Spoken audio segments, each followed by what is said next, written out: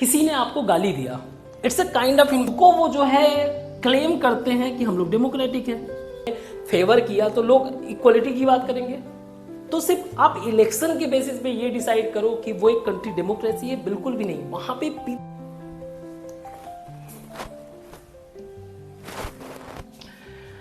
Good morning everyone. आज हम लोग क्लास 9 के सिविक्स को डिस्कस करेंगे और दैट इज सिविक्स चैप्टर 1। नाम है उसका what is democracy and why is democracy. मैंने कई बार अपने क्लासेस में बता भी रखा है कि जब भी हम लोग एसएसटी सब्जेक्ट को डील करते हैं, एसएसटी में दिए गए एक एक टॉपिक, ये सारे के सारे सब्जेक्टिव कॉन्सेप्ट होते हैं। क्या होते हैं? Subjective concept. अब सब्जेक्टिव कॉन्सेप्ट का मतलब ये है कि हर एक व्यक्ति अपने हिसाब से जो उसने इसको समझा है उसके हिसाब से उसका डिफिनेशन बिल्ड करेगा। Means depends on people's understanding या परसेप्शन। और यही बात है, दैट इज द रीजन इसका कोई एक पर्टिकुलर फिक्स डिफिनेशन नहीं होता है। It's a matter of perception. The way you perceive your perception will develop. तो इसको समझने के लिए कि हमें डेमोक्रेसी को कैसे समझना, कैसे, इसको हम लोग डिस्कशन पॉइंट ऑफ व्यू से लेते हैं। जैसे कि आपके स्कूल में आपके चैप्टर में दिया हुआ है। तो एक मैम है लिंडा और 3 बच्चे हैं। एक है मैरी,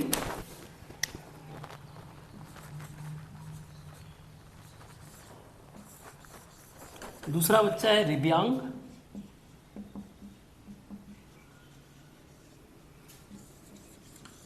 तीसरा बच्चा है योलैंड। तो इस पॉइंट पे मैम का कहना ये था कि let's discuss something about the democracy. हम लोग चलो डेमोक्रेसी के ऊपर डिस्कशन करते हैं। तो मैरी ने ये कहा कि मैम पहले डिफाइन तो कर दो, पहले आप डिफाइन तो करो कि डेमोक्रेसी है क्या चीज। तो मैम ने कहा okay, tell me one thing कि हम लोग इन जो हमारा रियल लाइफ होता है, नेचुरल लाइफ होता है, कि हम लोग जो भी बातें करते हैं, कोई एक टॉपिक, एक पॉइंट डिस्कशन करते हैं, तो क्या उसको पहले डिफाइन करते हैं? जैसे for example if I am asking you give me a pen, so मैं इस तरीके से बोलूंगी, देखो पेन एक ऐसा आइटम है जिसका यूज होता है लिखने के लिए, एक परमानेंट, जब उससे हम लिख देते हैं उसको मिटा नहीं सकते। क्या मैं ऐसे ही एक्सप्लेन कर, या फिर मैं ये कहूँ कि बाहर कितना लवली वेदर है, तो पहले मैं लव को डिफाइन करूं, या फिर मैं ये कहूं कि बाहर देखो बारिश हो रहा है, तो क्या मैंने बारिश को डिफाइन किया? इन जनरल हम अपने नेचुरल लाइफ में किसी चीज को डिफाइन करके बातें नहीं करते हैं, हम बस उसके बारे में डिस्कस करते हैं। तो फिर इसने ये कहा कि तो फिर डिफिनेशन की जरूरत ही क्यों है? अगर ऐसी ही बात है, so why we need definition किसी भी चीज का? तो मैम ने कहा टू एंश्योर क्लैरिटी, किसी भी तरीके के, एक तो क्लैरिटी के लिए, ताकि कोई कंफ्यूजन ना हो, किसी भी तरीके के कंफ्यूजन को रिमूव करने के लिए हमें डिफिनेशन की जरूरत। फॉर एग्जांपल जैसे मान लो पेन की बात कर लें, पेन क्या करता है? राइटिंग का काम करता है, ठीक है। इसमें यूज क्या होता है? इंक, ठीक है। इससे जब हम लोग लिखेंगे तो वो परमानेंट लिखा जाएगा, आप इसको चेंज नहीं कर सकते हो, क्लियर? ओके। तो फिर पेंसिल क्या करता है? ये भी राइटिंग का काम करता है, लेकिन इसमें इंक की जगह ग्रेफाइट यूज होता है। ग्रेफाइट ये टेम्पररी,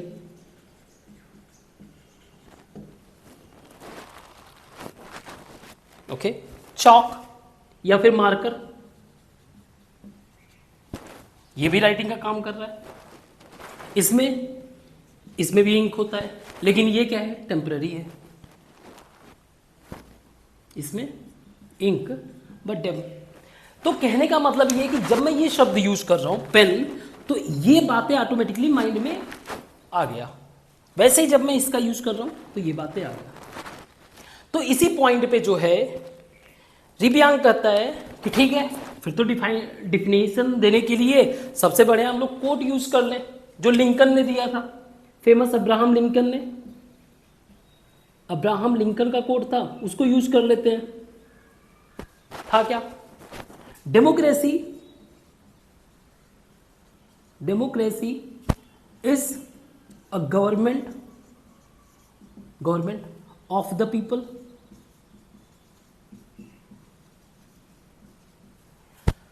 पीपल, यानी जो गवर्नमेंट होगा वो सिटीजन का होगा, बाय द पीपल। इसका मतलब क्या हो गया?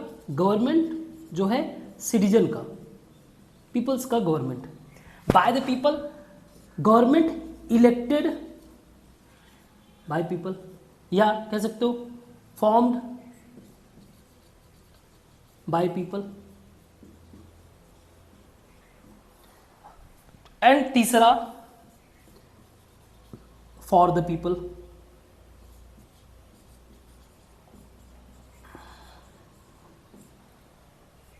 दैट इज जो गवर्नमेंट वर्क करेगा वो वेलफेयर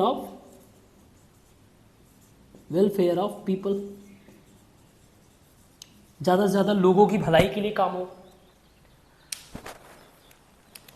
तो मैम ने यही कहा कि अच्छा तुम्हारे हिसाब से ये डिफिनीशन है, मीन्स हमें ये कंसीडर करना चाहिए कि जो किसी ने कोट कह दिया, it's a quote said by Abraham Lincoln, तो फिर तो अब तुम ये एडॉप्ट कर लो, ज़्यादा सही रहेगा। उसी स्टूडेंट्स में से किसी ने ये कहा कि फिर तो हमें अभी प्रेजेंट कंटेक्स्ट वाले चीज़ को एडॉप्ट कर लेना चाहिए। वो ये है कि democracy is of the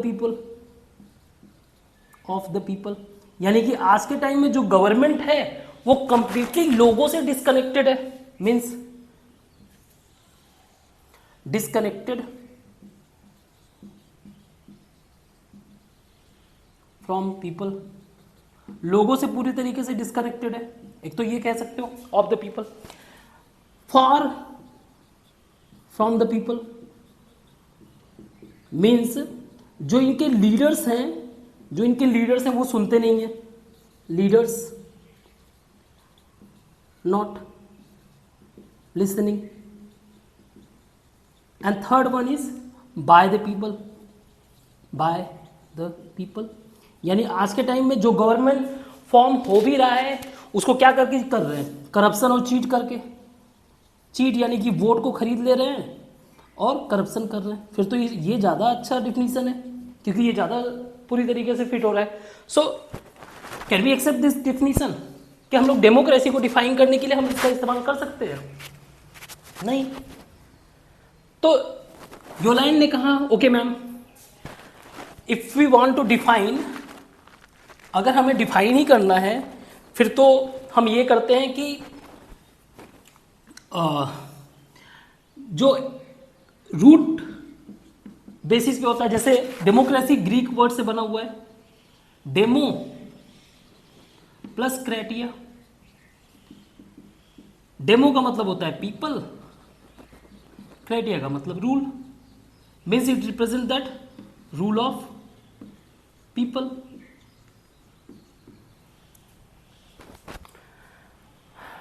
ma'am ने कहा yes, no doubt, root basis या एटिमोलॉजिकल बेस्ड डिफिनीशन हेल्प करते हैं, नो डाउट हेल्प तो करते हैं, but we have to understand कि चीजें जो है, क्योंकि ये डिफिनीशन जो है ग्रीक यानी कि एंशिएंट टाइम का है, टाइम के हिसाब से things change over time, time के हिसाब से चीजें बदलती हैं, समय के हिसाब से। जैसे एग्जांपल के लिए अगर हम बात करें कंप्यूटर, अर्लियर कंप्यूटर सिर्फ बेसिक मैथ कैलकुलेशन का बात था। जब basic math calculation, it was a device which use for the basic math calculation, that's it. लेकिन प्रेजेंट कंप्यूटर क्या है, इंफॉर्मेशन देता है। जब मैं बोलूं अगर आपको कि I have a computer, you have easily interpret के सर वीडियोस देख सकते हैं, सर म्यूजिक सुन सकते हैं, सर कुछ ड्राइंग कर सकते हैं। तो अगर मैं कंप्यूटर का एक इस डिफिनीशन पे फिक्स रहूं तो क्या यहां तक पहुंच पाऊंगा? तो now again, is it a proper definition और is it a proper way to define something on the basis of its root meaning और एटिमोलॉजिकल मीनिंग और थ्रू एनी कोट्स, किसी के कहा गया जो कोट है उसके बेसिस पे? Is it the way? So the point is, इस तरह के टॉपिक को when it comes to the subjective topic, always we have to question. हमें क्वेश्चन करना है उस पर, वी हैव टू थिंक, उस पर सोचना है एंड अंडरस्टैंड, और उसको समझना है। किसी भी बात पे प्रॉपर वे से आप क्वेश्चन करो, उसको सोचो और उसको समझो। Now when we take some information, जैसे इंफॉर्मेशन हमने लिया as a what is democracy, information in our mind, हमने उसको अच्छे से क्वेश्चन किया, अच्छा व्हाट इज डेमोक्रेसी बेसिकली है क्या चीज़, ये सारी चीज़ें हमने सोचा, उसके बारे में अंडरस्टैंड किया। आप ये कहीं पे भी इंफॉर्मेशन, सपोज करो आपको एक कहीं बोर्ड पे लिखा हुआ डेमोक्रेसी दिख गया, so it's a kind of information which comes in your mind, तो वो इमीडिएटली क्वेश्चन करेगा, यार ये जो बोर्ड पे लिखा हुआ है उसका मतलब क्या है, उसके बारे में सोचेगा, अंडरस्टैंड। नाउ इसका जो है आपका एक रिस्पॉन्स रहेगा, means I am including information coming in your mind, questioning on that information, thinking on that information, and some conclusion comes in your mind, कुछ conclusion और accordingly you response। जैसे example के लिए किसी ने आपको गाली दिया, it's a kind of information which enter in your mind. आपने क्वेश्चन किया, आपने थिंक किया, उसको अंडरस्टैंड किया और रिस्पॉन्स में आपने झगड़ा किया या अगेन आपने गाली दिया। तो यही चीज किसी भी इंसान को, मतलब वो कैसे उन सब चीज़ों को परसीव करता है, कैसे उसके बारे में सोचता है, कैसे रिस्पॉन्स करता है, यही ह्यूमन इंटेलेक्ट को शो करता है। तो जितना ज़्यादा बेहतर आपका रिस्पॉन्स होगा उतने बेहतर आप इंटेलेक्चुअल होंगे, intellectual. And that's what the purpose of SST type subject, to make you intellectual, that's it. Clear यहां तक? तो अगर डेमोक्रेसी को सिंपल तरीके से डिफाइन करना रहे, यानी कि इसका सिंपल डिफिनीशन अगर कुछ बनाना रहे, सिंपल डिफिनीशन, तो एक चीज आपको इसमें बेसिक कॉमन फीचर मिलेगा, बेसिक कॉमन फीचर हर एक डेमोक्रेटिक कंट्री में, वो है इलेक्शन। इसका मतलब ये हो गया, a government chosen by people। और इसका अगर आप डिफिनीशन बनाना चाहो तो आप ये लिख सकते हो कि democracy is a form of government in which rulers are elected by people। तो फिर इस डिफिनीशन का जरूरत क्या है? इसकी मदद से वी कैन कंपेयर, इसके हेल्प से हम कंपेयर कर सकते हैं कि कौन सा कंट्री डेमोक्रेटिक है और कौन सा कंट्री नॉन डेमोक्रेटिक है। जैसे एग्जाम्पल के लिए अगर हम प्रेजेंट म्यांमार की बात करें, म्यांमार कंट्री हमारे ईस्ट में, नॉर्थ ईस्ट से टच है। म्यांमार में अभी के टाइम में आर्मी रूल है, एंड वी मस्ट अंडरस्टैंड कि एक आर्मी जो है नॉट इलेक्टेड नहीं है, नॉट इलेक्टेड, कोई ये इलेक्टेड नहीं होता, तो फिर ये नॉन डेमोक्रेटिक है। तो एटलीस्ट हम इस बेसिक इंफॉर्मेशन के बेसिस पे हम लोग कंपेयर कर सकते हैं। वही अगर सऊदी अरेबिया की बात कर लें, सऊदी अरेबिया, तो यहां पे किंग का रूल है। अब किंग जो होते हैं बाय बर्थ बनते हैं, इनके लिए कोई इलेक्शन हुआ नहीं, सो सऊदी अरेबिया भी नॉन डेमोक्रेटिक। ऐसे ही एक चिले कंट्री है साउथ अमेरिका में, यहाँ के एक रूलर थे पिनोशेट। शुरुआत में ये इलेक्टेड थे but later he become dictator, और बाद में इन्होंने क्या किया, इलेक्शन वहाँ पे कंडक्ट ही नहीं कराया, नो इलेक्शन। तो अगेन ये नॉन डेमोक्रेटिक बन गए। मीन्स अगर आप पहले इलेक्शन से चुन के आ गए बट आप इलेक्शन बाद में नहीं करवा रहे हो, again this country become non democratic. But फिर से क्वेश्चन यही उठता है, क्या एक सिंपल डिफिनीशन सफिशिएंट है किसी कंट्री को डेमोक्रेटिक और नॉन डेमोक्रेटिक पहचानने के लिए? क्या इतना बेसिक इंफॉर्मेशन सफिशिएंट है? क्योंकि ऐसे कई सारे कंट्रीज हैं जहां पे फेक इलेक्शन कंडक्ट कराए जाते हैं, फेक इलेक्शंस, और खुद को वो जो है क्लेम करते हैं कि हम लोग डेमोक्रेटिक हैं।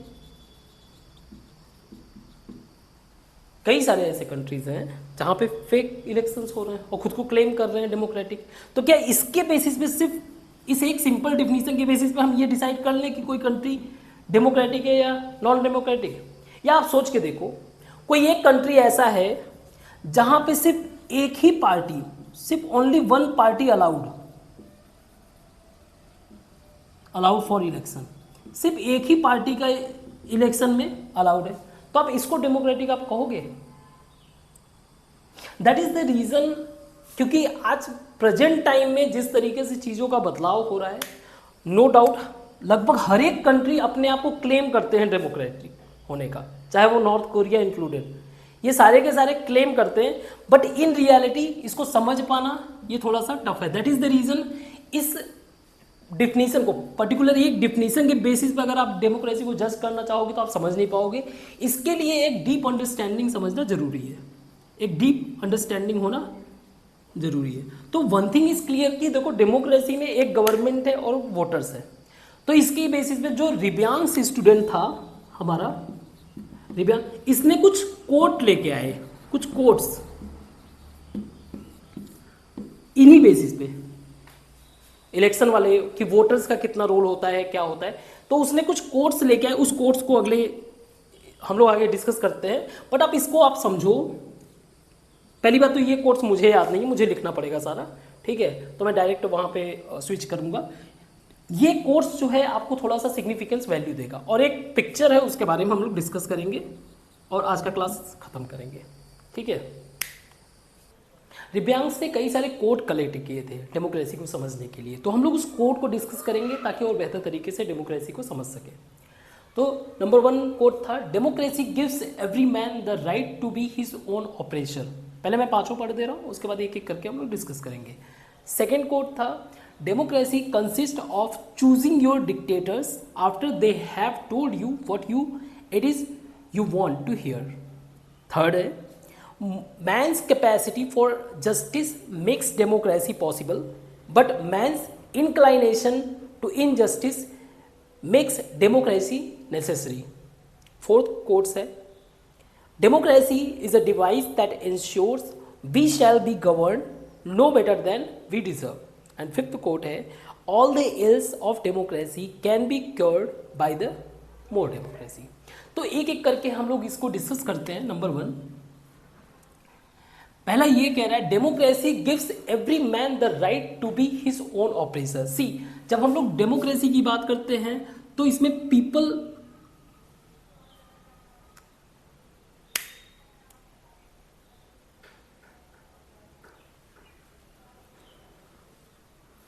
तो जब हम लोग डेमोक्रेसी की बात करते हैं तो इसमें पीपल चूज दियर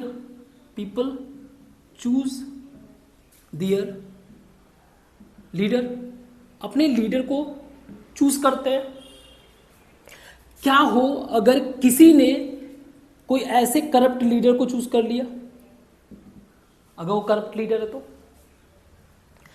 ये जो गवर्न करेगा बैड तरीके से, वो अल्टीमेटली पीपल को ही झेलना पड़ेगा। तो कहीं ना कहीं हम लोग अपने ऑपरेशन, मीन्स अगर मान लो करप्ट है, चीटर है ना, तो ये एक तरीके से डिक्टेटर की तरह रूल करेगा, किसी की नहीं सुनेगा। अगर कोई इसके विरोध में बात भी करेगा तो उसको सप्रेस करने की, यानी कि पूरी तरीके से खत्म करने की कोशिश करेगा। तो मैं लीडर चूज किया अपना, वो मेरा खुद का जो है ऑपरेशन हुआ ना। That is the reason while choosing the, देखो एक तरीके से पीपल को चूज करना अपने लीडर्स को ये एक अधिकार है, right. And generally we say that right always comes with responsibility.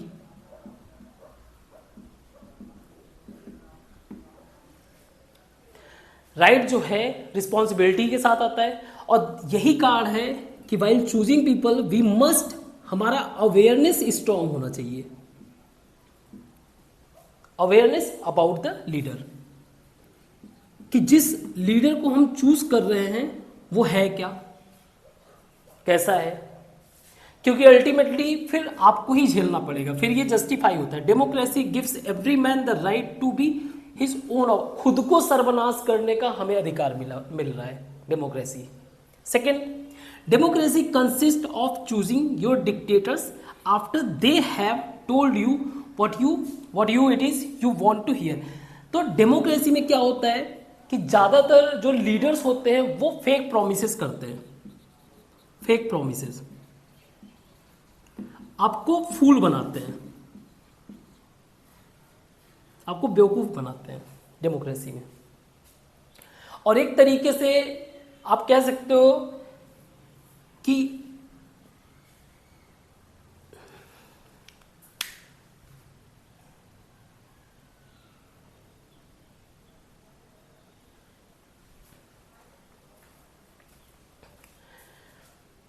एक तरीके से ये है मैनिपुलेशन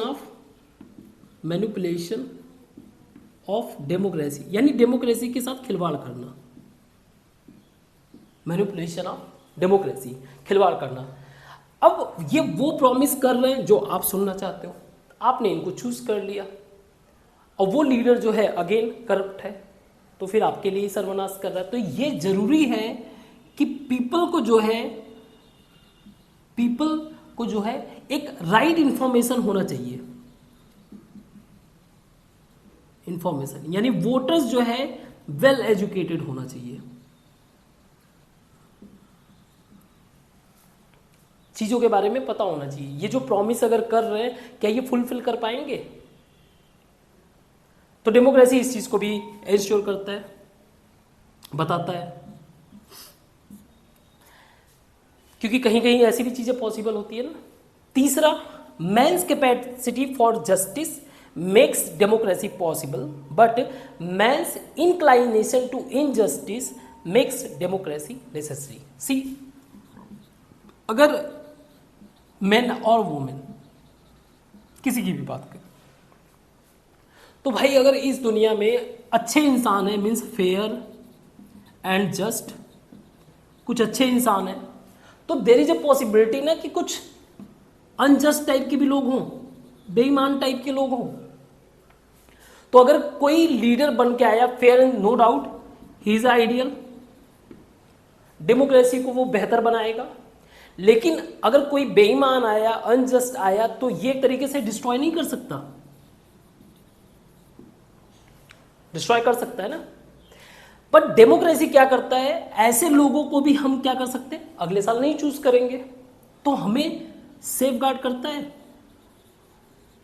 ऐसे लोगों से, कि अगर कोई बेईमान भी आ गया, क्योंकि मेंस की तो एबिलिटी है ना कि वो इनजस्टिस भी हो सकता है, तो कल को अगर कोई बेईमान या फिर ऐसा व्यक्ति आ गया जो लोगों के लाइफ को डिस्ट्रॉय करे, ऐसे व्यक्ति को जो है हम लोग अगली बार चुनेंगे ही नहीं।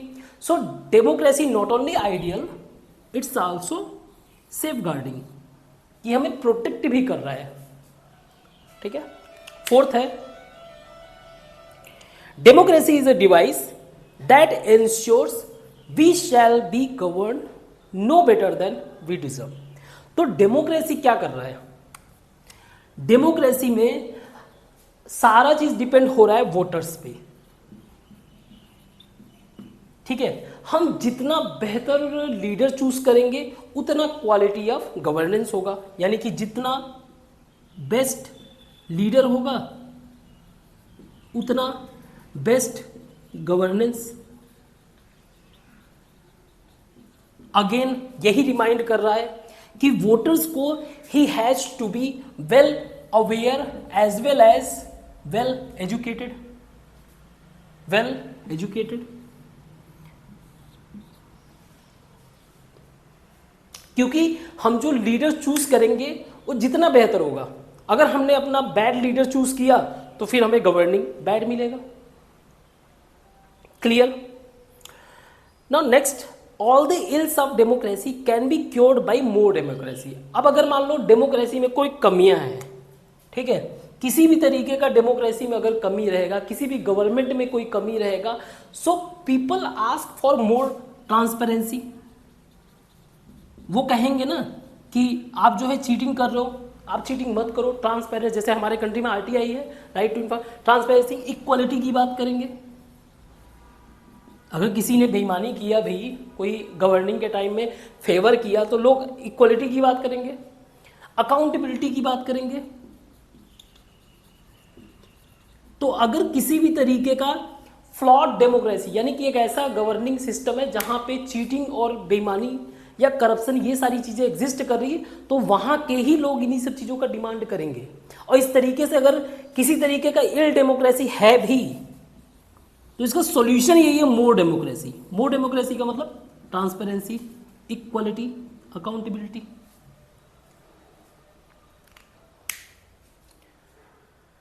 ठीक है, I hope you get my point. ये रिब्यांश का कोट इंपॉर्टेंट था इन सब चीज़ों को डिस्कस करना। तो हम लोग इस एक कार्टून को डिस्कस करेंगे जिसमें कुछ आर्मी ऑफिसर्स हैं जो एक डेमोक्रेटिक फ्लैग, कुछ आर्मी ऑफिसर्स हैं जो इसको प्लांट करने की कोशिश कर रहे हैं।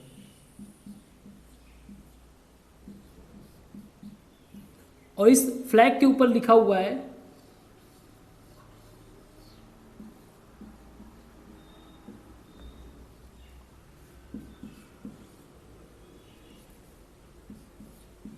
डेमोक्रेसी। तो ये बेसिकली स्टोरी है इराक का। कहाँ का? इराक। और ये जरूरी है कि हमें ये क्लैरिटी होना चाहिए कि इराक है कहाँ पे। ये हमारा कंट्री है इंडिया, ओके। यहां पे कंट्री है ना पाकिस्तान,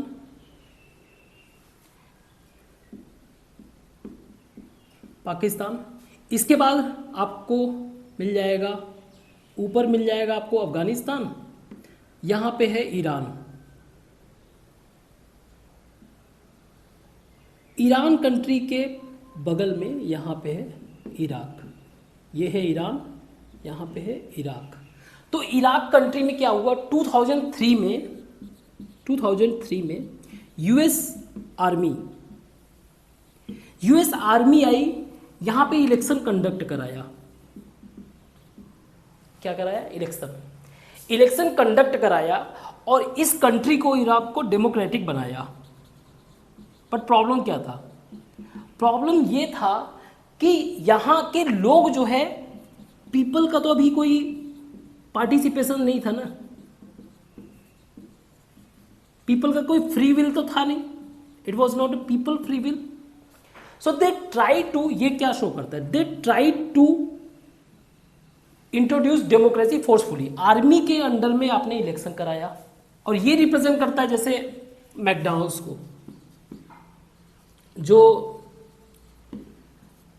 यूएस का एक कमर्शियल कल्चर रिप्रेजेंट कर रहा है,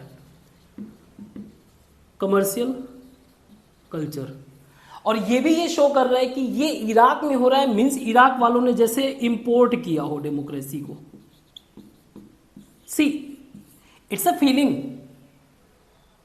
ये कोई प्रोडक्ट नहीं है। Democracy is not a product. Democracy is not a product जिसको आप इंपोर्ट या एक्सपोर्ट कर सको। और जो डेमोक्रेसी है, डेमोक्रेटिक या डेमोक्रेसी जो प्रोसेस है, it must be based on people free will, people participation, लोगों का इच्छा हो, लोग वहां पे पार्टिसिपेट करें, वो चीज। आप ऐसे जो है मनमानी तरीके से लेबल नहीं कर सकते हो किसी के ऊपर। It's not democracy. तो सिर्फ आप इलेक्शन के बेसिस पे ये डिसाइड करो कि वो एक कंट्री डेमोक्रेसी है, बिल्कुल भी नहीं। वहां पे पीपल का प्रॉपर पार्टिसिपेशन होना चाहिए। इट इन्वॉल्व, मतलब डेमोक्रेसी अपने में इमोशंस को इन्वॉल्व करता है। तो ये कार्टून बहुत ही इंपॉर्टेंट है, इसको समझना, ठीक है। ये स्टोरी रिप्रेजेंट करता है कहाँ का, इराक का, क्लियर। वहां पे यूएस ने इन्वेट करके फिर वहां पे इलेक्शन, तो यही शो कर रहा है कि यहाँ के आर्मी ऑफिसर्स ट्राई कर रहे हैं यहाँ पे डेमोक्रेसी स्टैब्लिश करने का, और बेसिकली कर क्या रहे हैं, अपने कल्चर को यहाँ पे इंपोर्ट करके ला रहे हैं, एक्सपोर्ट करके ला रहे हैं। तो ये इसका एक क्रिटिकल मीनिंग था, ठीक है। आगे हम लोग इसके बाद अगले क्लास में डिस्कस करेंगे। Thank you.